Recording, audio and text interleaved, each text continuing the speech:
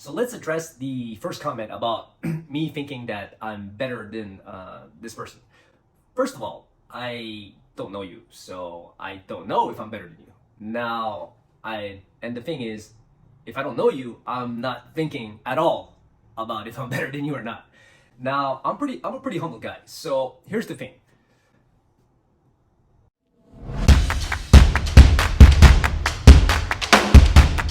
What is up, guys? Nguyen, OG Fitness. Welcome back to the channel. This channel is all about fitness for martial arts for older guys. If you're young, not for long. Today, in this video, we're going to talk about, is BJJ harder than judo, or vice versa? And we're going to start with reading the comment that sparked this video, and then we'll dive right in. Jiu-jitsu doesn't care what other grappling experience you have, and is not easy as far as belts go. And is not easy as far as belts go. It takes 1 to 2 years just to go from white belt to the next level, which is blue. And many people don't even manage to get it, so they quit. You need to get 4 stripes on your white belt before you get a blue belt.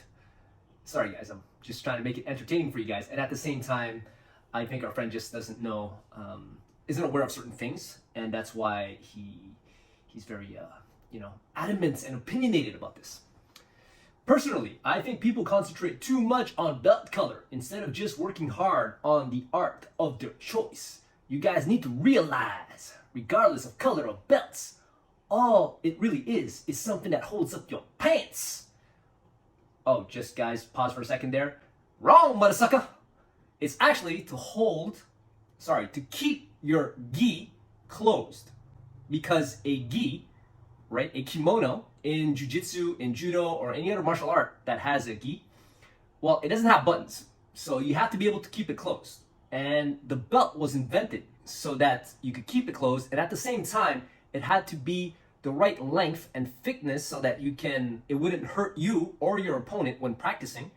So, and also you weren't allowed to have buttons or pieces of metal or plastic, because that would obviously be dangerous as well. And it also allows for some techniques that you can do when grabbing the belt.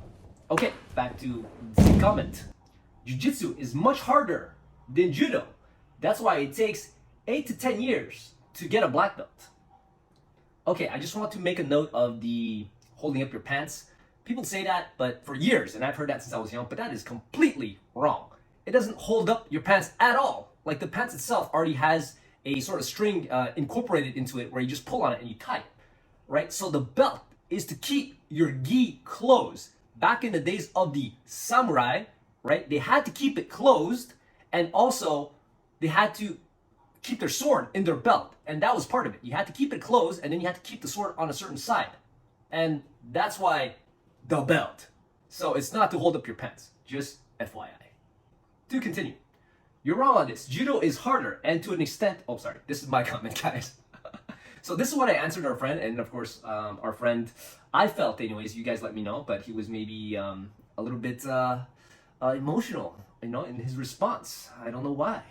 All right, so this is what I said. You guys tell me if you think if I said anything, that would justify an emotional response from our friend. So you're wrong on this. Judo is harder, and to an extent.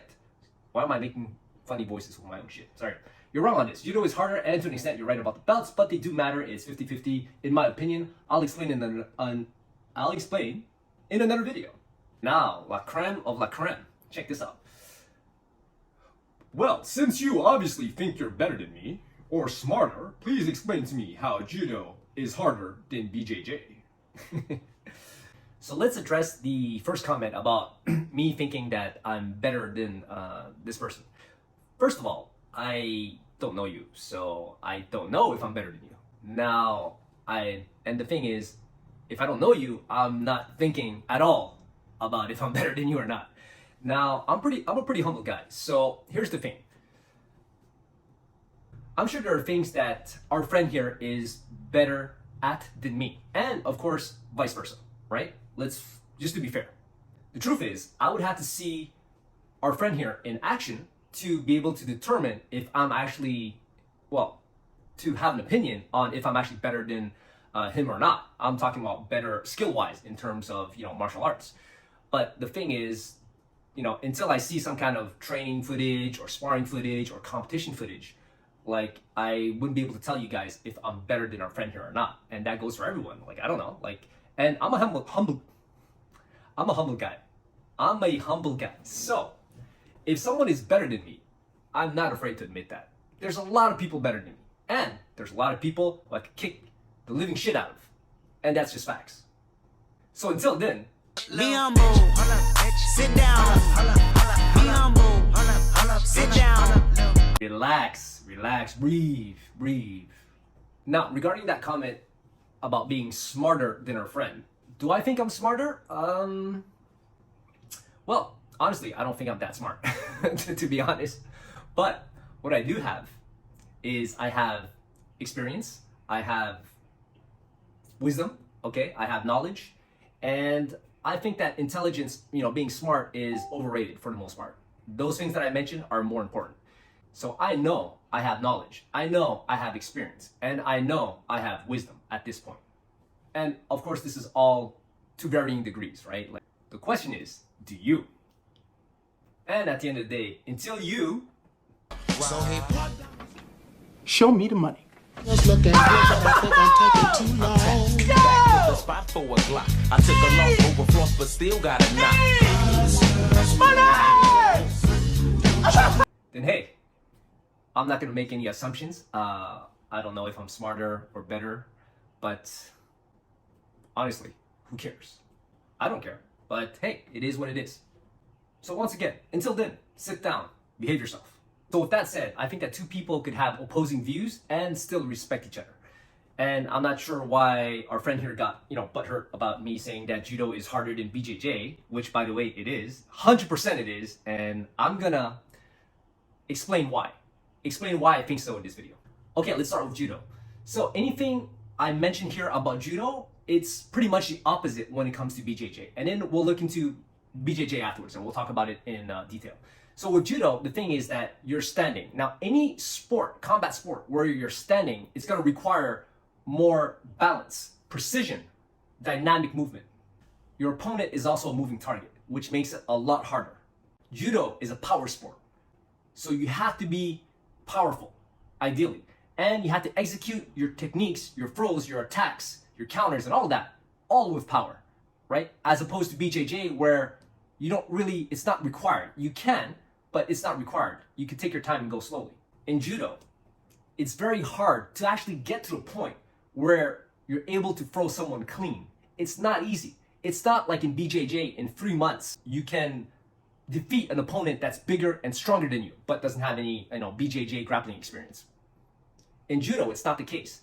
Like, you could train for 3 months in judo, and you still won't be able to throw no one, right? You'll try, of course, and you might get lucky, right, with people who are maybe less skilled than you or at the same level.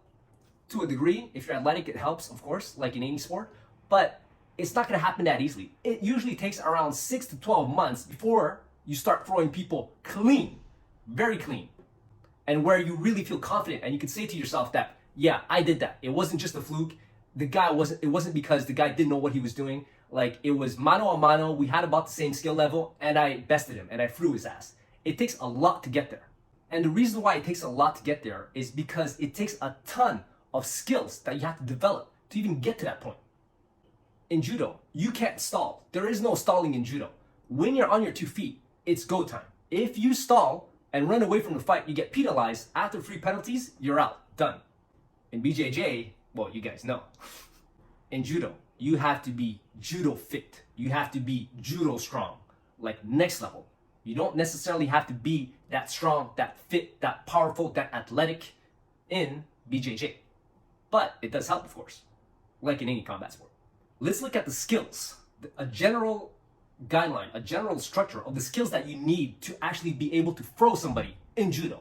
The first thing is you have to be able to grip fight and get dominant grips. Once you get that done, right, which is called, by the way, kumikata, and then the next thing you have to do is the setup. You have to be able to set it up. You can't just throw your technique like that. Even though it might seem that way at the highest levels, that guys are just throwing the move there is a very small movement or some kind of fake or some kind of setup that's being done, okay? But you have to set things up properly using some kind of movement, some kind of distraction. I don't have this word in Japanese, but maybe if one of you guys have it, just put it in the comment section down below. Next thing that you have to have is kuzushi, which is off balancing. You have to be able to off balance your opponent. And there's a lot of details on how to off balance them, right? You gotta pull, you gotta push, and of course, well, even before that, you have to set it up properly, or you won't, no one's just gonna let you, pull them off balance. It doesn't work that way. Next thing, uchikomi, which is essentially the entry. Once you pull the person off balance, you actually have to enter into that space, get close, connect the hips, connect, what else? Mostly the hips. But you have to connect yourself to the other person while they're off balance. The next thing is, you actually have to throw them. Because if you just connect your body and you don't do anything with it, well, they're gonna counter you. They're gonna wiggle themselves out of it. They're gonna adjust their position, and then you lost it. So you have to throw. Once you enter, you have to throw, and that has to be done quickly, with power, speed, precision. All of these things actually have to be done fast, except maybe the kumikata. And all of these elements takes a lot of time to be competent in. Oh, of course. How could I forget? Break falling. Before anything else, you have to learn how to break fall. If you don't know how to break fall, you're gonna get busted up quick. So you're gonna fall in funny ways, and your body's gonna take it up until the point where you land on your neck, your head, and you get concussed. You stick your arm out, you break your arm, you break your legs. You could break a bunch of shit in judo.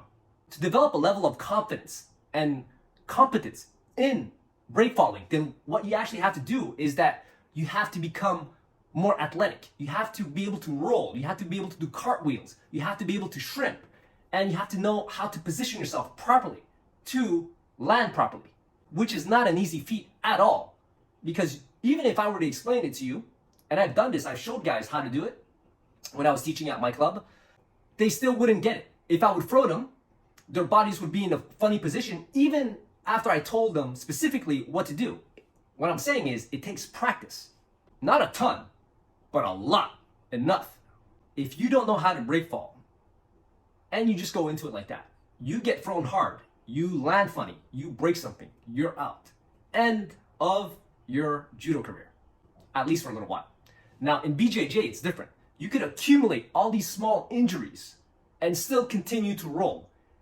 And that's usually what happens in BJJ. The risk of you busting yourself up in one moment, quickly like that, have less chances of happening than in judo. In judo, you take one bad fall, one bad entanglement, and you can get really hurt.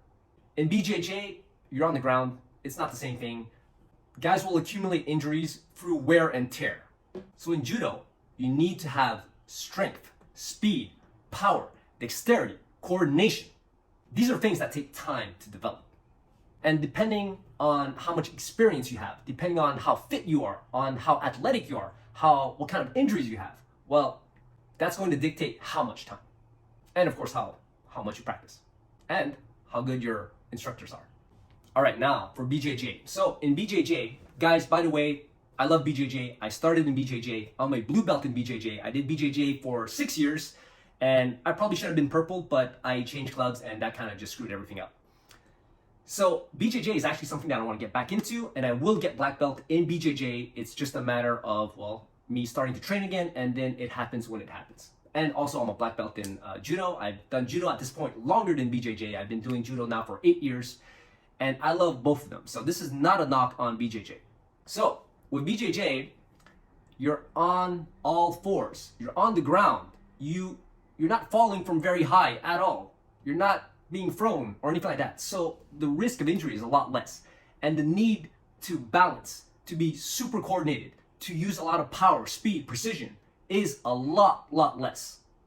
If I had to put a number to it, I would say maybe 75% less. Think about it, guys. If you're lying on your back, what balance is required there? Zero. The pace is slower because you're on the ground. You can't move as fast. Yes, there are guys who move fast, but generally speaking, you don't move as fast. And you don't need to execute a technique with speed and power. You don't need speed and power to do anything. Guys, judokas retire by going into BJJ. After doing so much judo for so many years and accumulating so many injuries, the brutality of the sport itself, and if they would still want to continue grappling, where do they go? They go to BJJ. You'll see a lot of judokas go to BJJ. But it's very rare that you'll see BJJ people go to judo. And one of the main reasons is because a lot of adults start BJJ, but not a lot of adults start judo for obvious reasons. That's for another video, but mainly judo is geared more towards children for the most part and developing them into high-level competitors and eventually go off into the Olympics, whereas BJJ is more catered to older guys, guys, basically just for one-on-one street fighting. I knew a kickboxer once, a competitive kickboxer, who told me that, oh yeah, like I needed a retirement combat sport, and yeah, BJJ. And by the way, this person actually got to a very high level in BJJ and won some pretty prestigious BJJ tournaments, Pan Ams or Worlds or something like that. So that a couple of years later, of course. But yes, BJJ was the retirement combat sport. And I'm not saying that to bash on BJJ at all. I'm saying BJJ is amazing. And if it allows you to practice at an older age, that's great. But it's not harder than judo. People leave judo because it's hard and then they go to BJJ. In BJJ, you have time. You have time to think. Not in judo. In judo, you don't have time. It's split-second decisions. Bam, just like that, right? It's do or die. You make one little mistake in a judo comp, you're out. Whereas in BJJ, you can make a lot of mistakes and still come back from it, potentially. You have time to think in BJJ because you could stall it out. In a lot of positions, you can just hold on and not do anything. You can be patient. Whereas in judo, you can be patient, but you still have to be moving and adjusting rapidly, super rapidly. In BJJ, you don't even need to be powerful, strong, athletic to be successful. You can still be a very good judoka without having these qualities. Not so at the highest levels in judo. Hell, maybe not even at the highest levels, at the intermediate level. And once again, you can make mistakes all day in BJJ, and if your opponent sucks, you can still come back from it. Whereas in judo, one mistake, even if the guy sucks compared to you, if he can throw, he'll throw you. And that's it, you're done. In jiu-jitsu, you could train, you can roll 7 days a week, which is, by the way, something that I don't necessarily suggest unless you know how to flow roll and you know how to pace yourself. But literally, you can roll 7 days a week until your body breaks down. You can't do that in judo. In judo, if you try to go 7 hard sessions of randori a week, you will die. In the hospital. Broken legs, broken back, broken knees, broken shoulders, concussed into the shadow realm. You guys get my drift. In BJJ, you can be out of shape and you can still do it. In judo, that's not the case. If you're not in shape, you have to be very careful about doing randori. Okay, so in BJJ, we call it rolling, right? Or randori if you want, but most people call it rolling. In judo, we call it randori. You don't do standing randori with throws when you're a beginner right away. You have to work up to theirs. Every club is different in their approach, but in my opinion, the ones that are intelligent, they take care of the newbies. They don't just let them go randori without these newbies understanding how to break fall and, understanding the movements of judo and making sure that they're ready. Now, if you're out of shape, you need to give yourself more time to get into shape while practicing everything else that you need to practice in judo before you get into randori. Whereas in BJJ, you can kind of jump in and you'll still be fine. Our friend here thinks that judo is boring because once it hits the ground, it's over. I get that. But the spirit of the matter is, in the days of the samurai, on the battlefield, if you land on your ass, if you fall down, you're dead. Falling down represents death. Now, why does it represent death? Because in the day of the samurais, if there were a whole bunch of samurais, let's say 5,000 on that side, 5,000 on that side, it's feudal Japan. So they go at it, they're full armor with a whole bunch of spears and swords. If you fall down, it's over, buddy. And that's what it represents. It's the Budo spirit. It's the spirit of martial arts. Martial arts is about warfare. It's about fighting. It's about killing. At least a big part of it is. Now, if you fall on your ass in the middle of a battlefield, you will die. Someone will stab you with a spear or cut off your head or arm, and that's it. Our friend also complained that, oh, if I pin a guy for 20 seconds, it's over, so that kind of sucks. I can't fight my way back and all that. Because in feudal Japan, if I throw you on the ground, and for some reason you're not dead yet, but I get on top, I have the time, if I could hold you there for, let's say, 20 seconds, I could control you, I have time to pull out my dagger and stab you. Or have one of my colleagues, my teammates, right, come and chop your arm off or leg off or just stab you in the face and you'd be dead. So that's where that comes from. That's the spirit of judo. That's why I call judo the martial art of the modern day samurai, because we can't take a fall. If we take a fall, it's the end of the world. Literally. It's like, no. That's why it's so much harder in judo than in BJJ. Now, if that's boring, you're crazy. I think that's intense. That's an intense mindset, an intense spirit to train with and to compete with. Guys, check out this video of your average BJJ comp. Look how it compares to a judo competition. Down, he's got to control it, gets 2 points now. Merrick Ali down 2-0 on Roberto Jimenez, but now Merrick Ali is in his domain, looking for the callers, going to be playing guard here. And if you watch my day one highlights, you'll know that's all sarcasm there. This Seoinage, I mean, picture perfect, reminds me of Nomura. So just one last example to drive the point home. What do you guys think is harder to do, harder to teach, right? Between a Uchimata and a rear naked choke. Now, with Uchimata, we have to do this standing up. It's very hard to show this in slow motion. Certain parts of it you can, but then when you execute the throw, you have to throw. It requires speed, precision, power, technical execution, all at the same time to be able to demonstrate or even pull off a Uchimata. Whereas with a rear naked choke, I mean, it's pretty easy. You're sitting down on the ground and, you know, you're just moving your legs and arms around and your hips slowly. You don't even have to do it that fast. So that's just my opinion on why judo is harder than BJJ and not the other way around. Now, guys, I always preach train both if you can.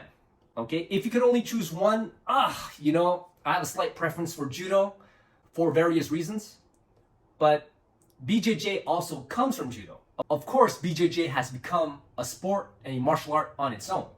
I would definitely recommend judo if it's the only grappling art that you can do. To sum it up, judo is grab and smash. BJJ is control and snap. That's it for this video, guys. Let me know down in the comments below, what do you guys think? Which one do you think is harder and why? And of course, I'm open to being wrong, right? I think I'm right, and this is just my opinion. And I'm sure there's some good arguments for BJJ being harder than judo. But as of right now, I can't think of any. So help me out, guys. Judo or BJJ? Which one is harder? Why? And I love you guys. I'll see you guys in the next one. Peace.